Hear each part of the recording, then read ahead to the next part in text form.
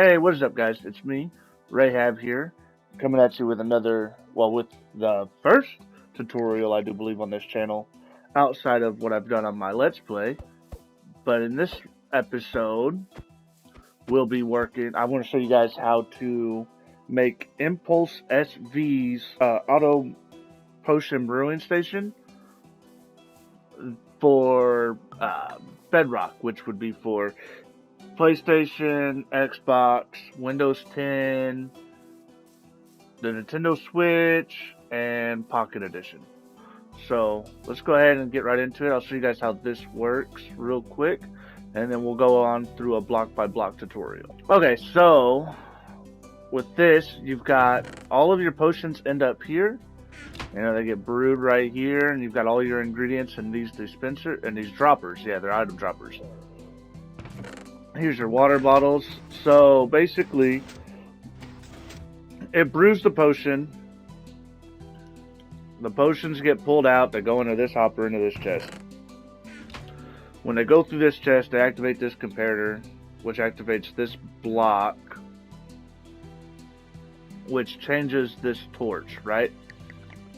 Really, you only need Impulse's setup. You wouldn't have a repeater here, and then this would be a sticky piston. But on Bedrock, sticky pistons on one pulse ticks leave the items behind. So a way of fixing that is, this is a standard piston here, and you run, and this is what I've added to make this work on Bedrock, right? You add this redstone repeater here going into this block, which will it'll just change this torch right here. Use the observer, run it up, and then have this going here, which will power this piston to push the observer back down, right? This is the locking mechanism for this hopper right here, which honestly the most important part of locking it is making sure you have 19 items. But yeah, so here's the whole system. Here's how it kind of works. The items come in from the droppers into the hoppers, and they fall down in here. And that's why you have the item filter catches the one, so it always has it ready for the next one. Yeah, it's a pretty simple design. Like I said, it's Impulsesv. If you want a better tutorial on how to make this section of it, you always can go ahead and check out his channel. If I can find his tutorial and his link, I'll make sure to put that in the description. Like I said, this is the only part that I've added, was from this repeater over to this and up and around, right? So all you got to do is, when you come up here, just grab 3 potions or whatever you want, and you can even grab 1, it doesn't matter. It's pretty simple, and it'll automatically start brewing again. So with that being said, let's go ahead and jump right into the tutorial. First things first, before we get into building this, make sure you hit that like button and subscribe for more content like this, for more tutorials, and maybe check out my Let's Play. But yeah, let's go ahead and get right into this. These are all the supplies you'll need. This is the supplies you'll need for after it's all built, just to make swiftness potions, splash swiftness potions. And remember, with this one, it's not only tileable, but you don't also have to have 4 ingredients, so they don't have to be splash potions. But I'm going to build it like that. So this is what you'll need: 7 hoppers, 6 observers, 4 droppers, 2 regular pistons, 2 comparators, 4 redstone repeaters, 8 redstone dust, 2 redstone torches, 1 half slab, 10 blocks to build with, and then you'll need some temporary blocks or whatever, 1 brewing stand. Oh, and I forgot the chest. So that's actually kind of how we're going to start this. But let's go ahead, and I'm going to lay out the area that you need. It's a 3x6. So Impulses is just a 3x5, but remember I had to add those other things, so let's go ahead and lay that out. 3, 4, 5, 6, and then you'll start with the chest, put right there. Let's go ahead and grab these hoppers. Okay, and then the first thing you want to do is on the far side of the chest, you'll want to put the first hopper feeding directly into the chest. The next hopper feeds into that hopper, and then you'll go ahead and you'll place your brewing stand on top of this hopper, the hopper that feeds into the other hopper, right? You can leave this spot blank. It'll go right here like this. Then you'll want another hopper feeding into the brewing stand from here with a chest on here. Now this is where the water bottles go, so you can have this go up as high as you want, right? So like this, and then you can go ahead and place this. But to make it tileable, you'll want to bring it backwards or straight up like that, right? So that basically would be your water bottles, right? However many you want, you can take that up as high as you would like. All right, so then the next thing, we've got these hoppers here. Let's go ahead and we'll run this out. Knock that block out and like that. There we go. Okay. All right, and then you'll place so you place these blocks like this. From behind the hopper that the brewing stand's sitting on, you'll place one block, and then one block behind the brewing stand, one block behind that, and then one block down, 3 on the floor away from that bottom hopper, just like this.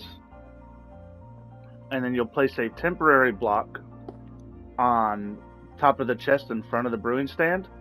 And this is where your 4 droppers will go. 1, 2, 3, 4, like that. And then you'll want to go ahead and place your next 4 hoppers in front of these droppers, just directly on here. So 1, 2, 3, 4. All right, and then from here, I always like to try and get I built from like the front to the back, so I put this block up against the first dropper and then the third dropper, right? Now we'll go ahead and start laying down some of the redstone. Here we go. So now out from this hopper, you'll want to have a comparator come out, and then you'll face a observer on top of it with a regular piston on top of it with another observer facing this direction. And then you'll have a half slab right there, and you'll have a redstone repeater on the half slab, and you'll put your redstone dust on each of these blocks. Now coming out of the hopper here, you'll want to have a comparator running back like this, and then dust, and then a redstone repeater facing in there. And then after you've got that like this, looking similar to this, where you've got the comparator with the 2 redstone dust coming down, the repeater there, you'll want to place a block there, dust, and then have a redstone torch on the side that has your chest with the water bottles. Remember, this can be flipped to either side, right? Just depends on how you have your chest here, right?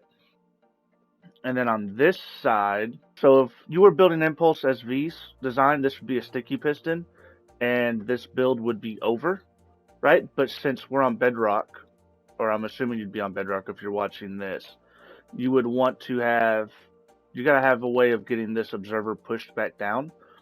So for that, we're gonna go ahead and place a repeater this way, put a full block here, and then a redstone torch on the other side of that block, right? And then you'll place 4 observers facing towards the torch, right? So 1, 2, 3, 4. Now from here, you'll take 2 of your building blocks, and where this observer is, you'll go ahead and place 3 blocks, right? So 1, 2, 3, and then you can go ahead and knock these 2 middle ones out. All right, then you'll come to this, you'll come over here and you'll place a piston facing directly down, a regular piston, not a sticky piston. Place a redstone dust here and here, and then place a redstone repeater here. Now all of the redstone is laid out and finished, but you'll have to come back and change the ticks for these repeaters. So the one that's coming out of the chest where the potions go into, oh, you can knock this block out too. After you get your droppers, you knock that block out. And now you have this chest being open. So the observer that tells when this thing gets loaded, you'll take that repeater coming out of it and put it on a 4-tick delay. And then up here on this one, you'll go ahead and put, that feeds into the top piston, put it on a 3-tick delay, right? Now, all of the redstone is complete. Now we can go ahead and fill these droppers and get this thing going. Most important part before we start this you'll want to go ahead and take this hopper that feeds directly into the brewing stand right next to this comparator.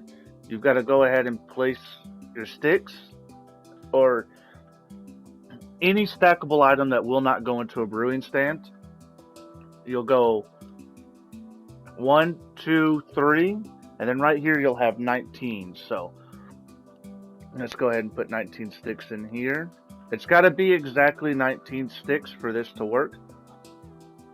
Okay, and then we'll go ahead and feed these droppers.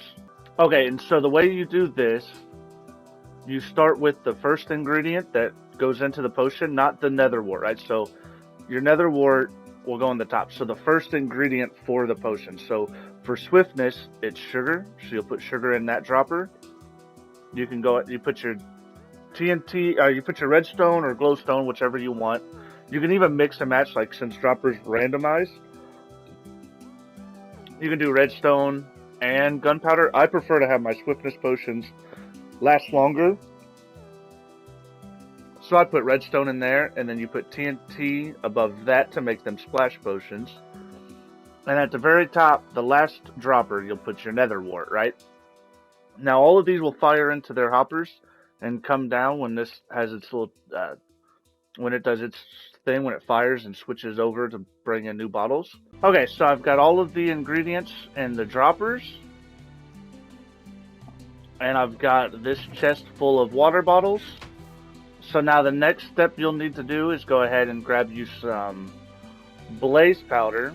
Let's get a full stack of that. And a piece of nether wart, right, to prime the system. So with this, you'll have to prime it yourself for the first time, and then after that, it'll automatically refill, and it'll keep refilling until either this chest down here is full, or this chest up here runs out of water bottles. It'll keep going, and then whenever you want it to start back up, you would just refill with water bottles or take potions out. But you have to manually feed in the blaze powder and the first piece of nether wart you put into the machine. So you'll put the nether wart in. Now you'll see the system's primed, and oh wait, look, it's not running. So the way you go ahead and get that to start the whole process, let's go ahead and make sure. I don't want to mess this up. Okay, so the way you start that whole process is you'll come over to this comparator, and you can just activate it, and you see how it pushed the observer up, allowing the water bottles to come in here.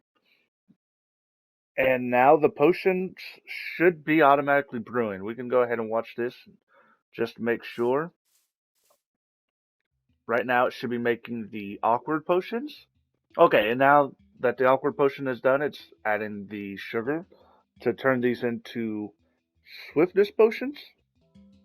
Okay, and now the redstone is added to extend these potions. Alright, and then there's the gunpowder to turn these into splash potions.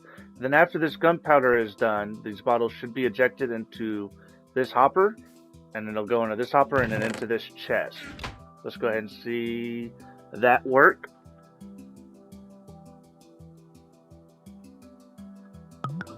Okay, yeah, see, as you can see, when it finished all of the process, the water bottles got fed out of this hopper into the brewing stand to restart the process. And eventually this will either fill up this chest or it'll run out of water bottles.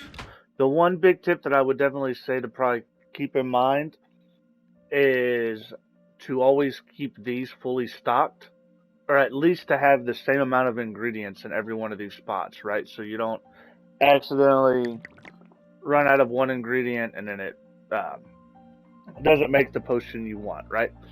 And again, say you just didn't want to have gunpowder, you didn't want them to be splash potions, then you just take the gunpowder out. You can even leave the nether wart at the top. So yeah, and then it's also completely tileable. As long as you keep everything in the same order on this side. So like, alright, so there's an empty space, chest, chest. You'd want to have an empty space, and then you could do your chest, chest, right? So as long as you do that, it's a 3-wide tileable potion stand that works. It automatically refills your potions. You do have to also refill the blaze powder yourself and all of the droppers. But there's ways of automatically refilling these with water bottles, or just having like maybe a water source somewhere in your potion room or wherever you have this, where you just refill the bottles and throw them into a stream, and then they come up and they refeed into these chests, or however you want to do it. I've actually got a couple episodes of me doing the potion room on my own channel, so if you want, you can go ahead and subscribe and go check out those videos and see kind of what I've done with the potion room and how I automatically refill my water bottles.